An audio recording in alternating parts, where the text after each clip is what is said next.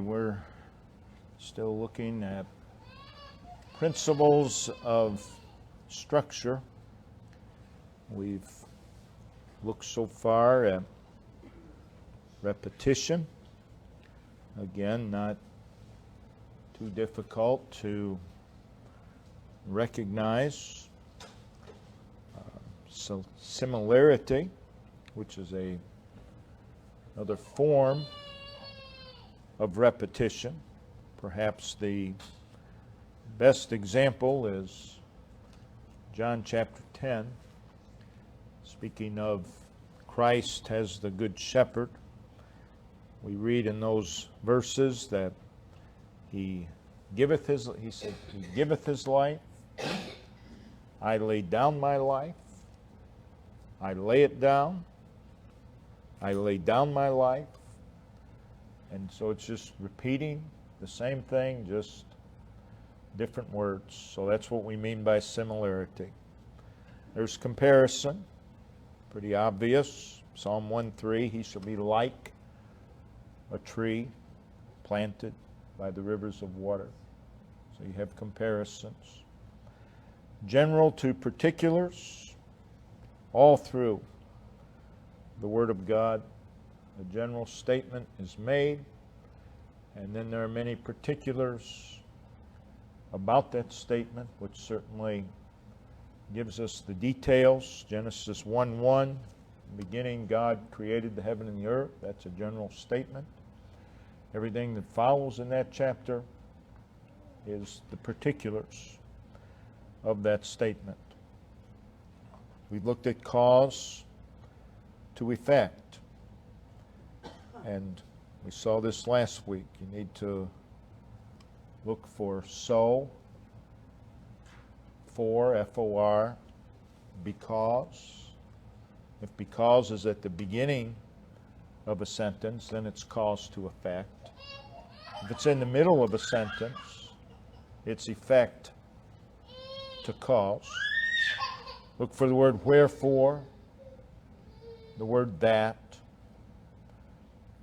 Then, of course, a cause to effect would be Genesis 1 again, God said, the effect, it was so. Then you have effect to cause, thy people shall be willing. That's the effect. The cause is in the day of thy power. Tonight we want to look at greater and less. And next week we'll look at less and greater. But these two things, greater to less, less to greater, those are statements of argument, if you will, statements to convince. It's that which is logical. It's that which is logical. The Bible's a very logical book. God is a very logical God. There's a statement, if you turn to Ecclesiastes,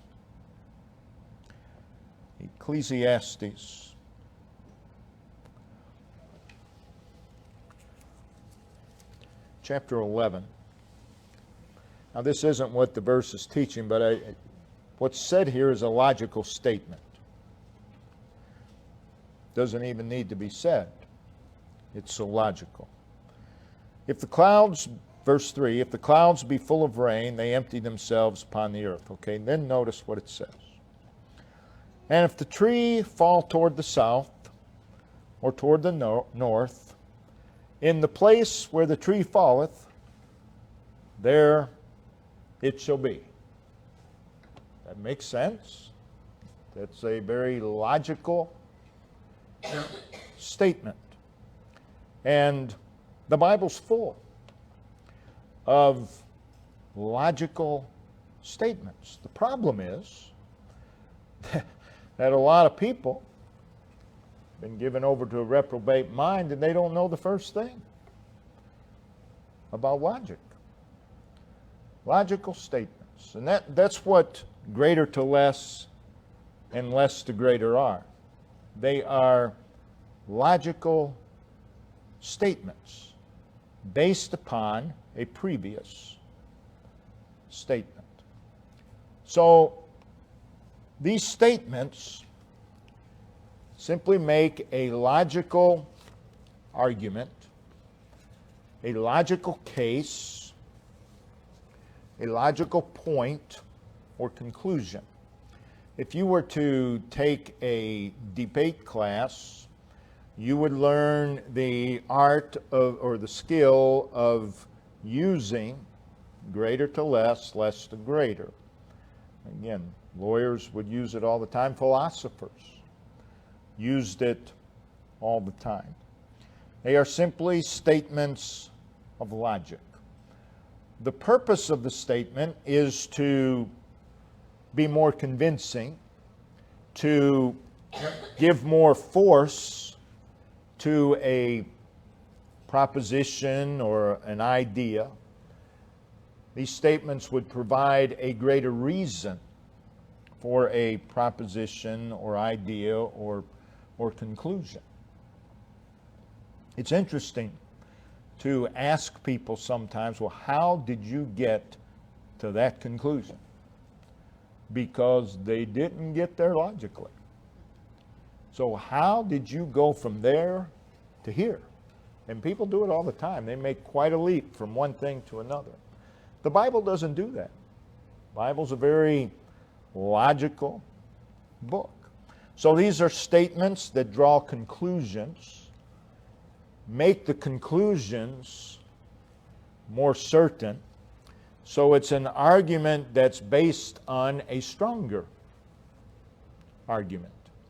You give a strong argument in order to give a stronger argument, or say something even more convincing.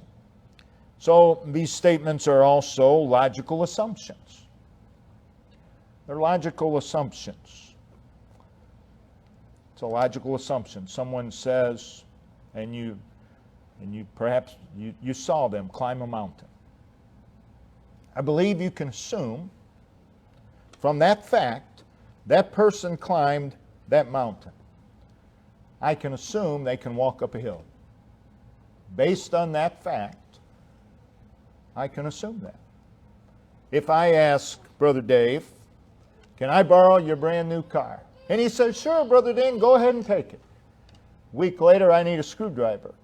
I believe I can assume if he lent me his car, he'll probably let me borrow a screwdriver. Just a logical conclusion. Now, the illogic is, I asked Dave for a screwdriver, and he says, absolutely not. I don't lend out any of my tools. So the next week I assume, well, he'll lend me his car. Well, that's utter foolishness. That's illogical. It doesn't make sense. It has no basis. And, of course, there's a lot of people that think that way. But, again, they're just simply logical statements. Basically, what they say is, if this is this, then that is that. Based on this, this is that. And again, the Bible is full of these statements. Again, in all of this, all the features of structure, what is being taught is where the emphasis is. Where the emphasis is.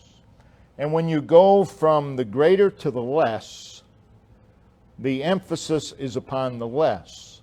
And when you go from the less to the greater, the emphasis is upon the greater. So tonight we'll look at greater to less. It's a principle that is seen all through the Scriptures, and less to greater. But it's a principle, greater to less, is a principle you find in some parables. Most parables go from less to greater. But in some parables you find the principle. It may not be the exact statement, but the principle of greater to less is there. And in that case, the less is what is being emphasized to prove the greater statement. So over in Matthew 13, Jesus speaks several parables in Matthew 13.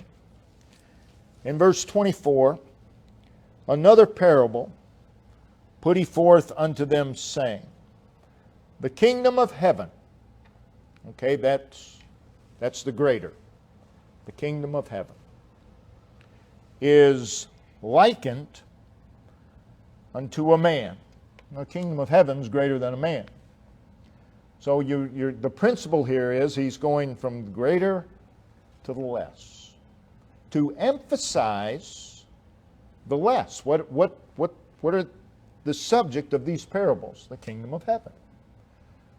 So he says the kingdom of heaven is likened unto a man which sowed good seed in his field. So he's gone from the greater, the kingdom of heaven, to a sower, a man who sows his field.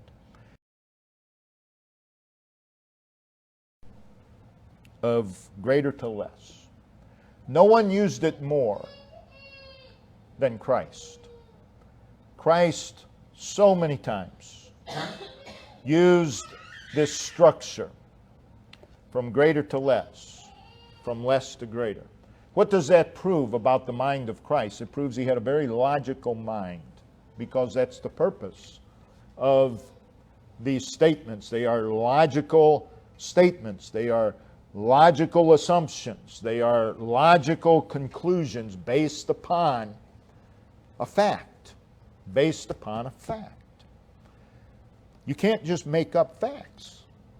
People try to do it on all sides. People are making up facts. They have their own facts. That's why it's hard to argue with anybody about anything, because everybody has their own facts.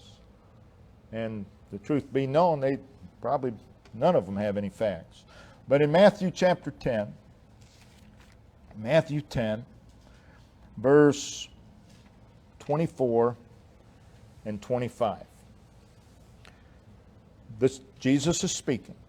The disciple is not above his master, nor the servant above his Lord. It is enough for the disciple that he be as his master, and the servant as the Lord.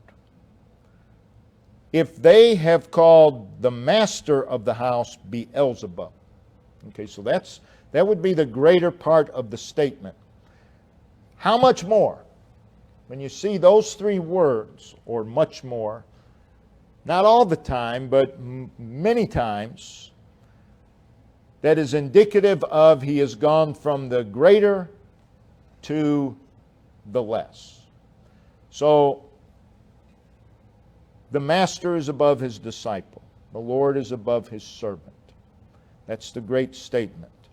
How much more shall they call them of his household? If they called him Beelzebub, how much more those of his own household? Just a logical conclusion. If they called the master Beelzebub, they're going to call the servants the same thing.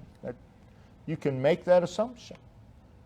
It's based upon a fact that they call him Beelzebub. Matthew 15, verse 14. Here's a logical assumption. Jesus said, there's a lesson here. It's not our intent to get into it. Let them alone. Let them alone.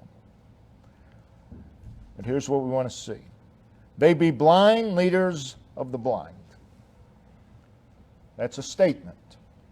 In this case, it's the greater statement. Moving to the less, which shows you can make this assumption. It's the blind leading the blind. And if the blind lead the blind, both shall fall into the ditch. It's a logical assumption.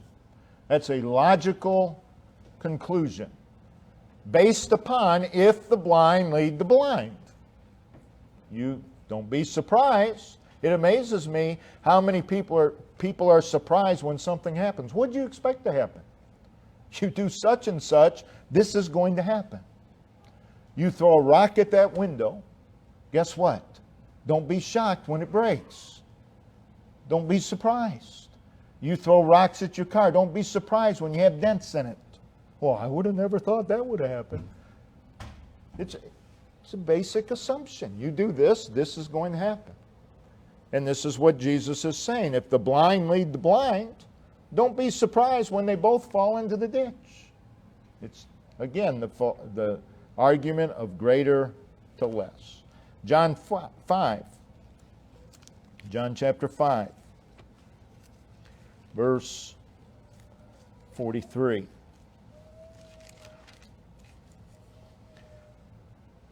I am come in my Father's name, and ye receive me not. Okay, that's the greater statement. If another shall come in his own name, him you will receive. Just a logical assumption based upon their ignorance. This is what they will do. You see, greater to less, less to greater predicts future behavior. You can watch people and you can say, this, if they continue doing that, this is what will happen. Oh, you must be a prophet. No, it's common sense. You keep doing this, this is going to happen. You can mark it down. You're not going to be the exception. It's going to happen. It's logical. Again, greater to less. In John 13, verse 14. John 13, verse 14.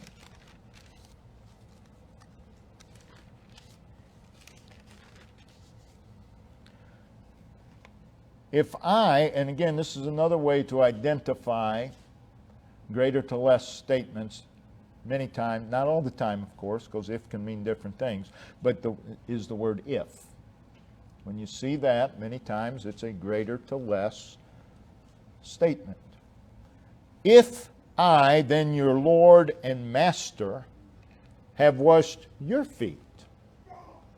That's the greater statement. Jesus washed their feet. Ye also, just a logical conclusion, ye also ought to wash one another's feet. If Jesus washed our feet, then the logical conclusion is I should not think myself too good to wash someone else's feet, based upon that fact that Jesus washed their feet. John 15:20. John 15:20. Remember the word that I said unto you, and here's the statement, the servant is not greater than his Lord. Then it goes to the less. If they have persecuted me, they will also persecute you. You can make that assumption based upon their treatment of Jesus Christ.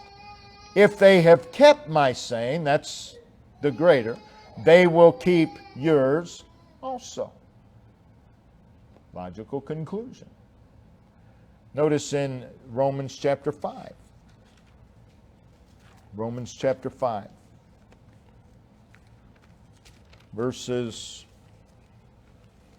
8 and 9.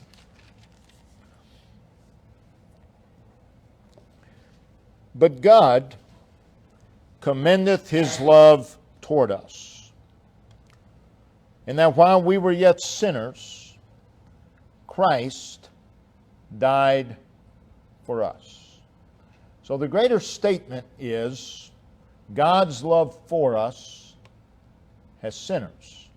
God loved us while we were sinners. Before we were even saved, God loved us as guilty sinners. He moves from that to the less. Notice verse 9. Much more. There it is again. Much more then.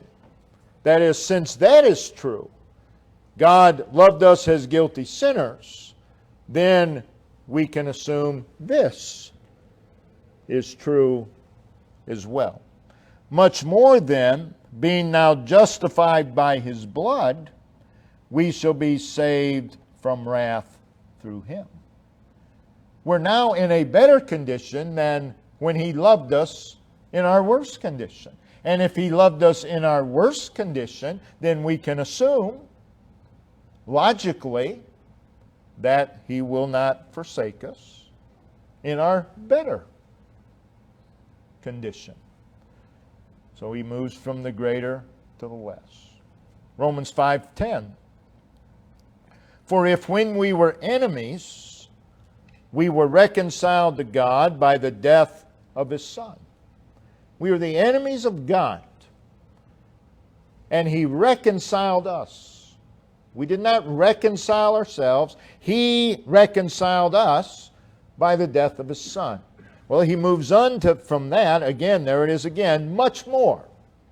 Because that is true. Because it is true that when we were His enemies and He reconciled, then this will be true as well. Much more being reconciled, we shall be saved by His life.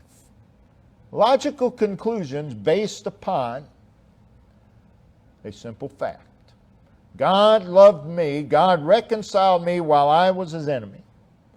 Then I can assume that He will continue to work in our lives. Notice in Romans chapter 8. Romans 8, verse 31. What shall we say? What shall we then say to these things? The things discussed in verses 28 through 30. And here's the statement. If God be for us, and then He moves to the less, who can be against us? That's moving from the greater to the less. Because God is for us, who really can successfully be against us? No one, because God's greater. Just a logical conclusion, a logical assumption. Verse 32, He that spared not His own Son, but delivered Him up for us all. Okay, that's the great. Then He moves to the less. How shall He not with Him also freely give us all things? All things. It's making an assumption. You go to someone and they reject you. You go to them 5 times. They reject you 5 times. What makes you think, based upon that if you go one more time, they're going to receive you? You have nothing to... You can make that assumption, but it's not based on fact. It's not based on fact. Past behavior predicts future behavior, and that's very true. And it's just logic. And the Lord used this over and over and over again. Romans 12, verse 1. Romans 12, verse 1. I beseech you, therefore, brethren, by the mercies of God. The mercies of God is the great statement. He moves from that to the less, that you present yourselves. And the less is what is emphasized here. What's being emphasized in Romans 12:1 is not the mercies of God. That was emphasized in chapters 1 through 11, as indicated by the word therefore. He's going back. He had talked previously about the mercies of God. That was the emphasis. But now the emphasis is changing to the less. Present your bodies, a living sacrifice. So, also notice in 1 Corinthians chapter 6, Verse 20. You're bought with a price. That's the greater. Move to the less. Glorify God. It just makes sense. Prove to me, someone will say, why I should glorify God. Well, if you know you were bought with a price, you need nothing else. Because that's just logic. That's a logical statement. You're bought with a price.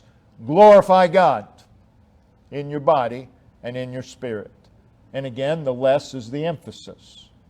Glorifying God. And it's based upon you're bought with a price.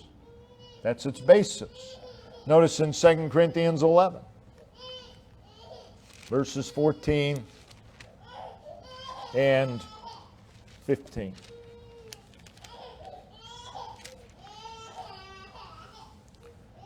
And no marvel, for Satan himself is transformed into an angel of light.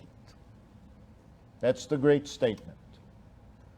Satan is transformed into an angel of light. Well, what about his servants?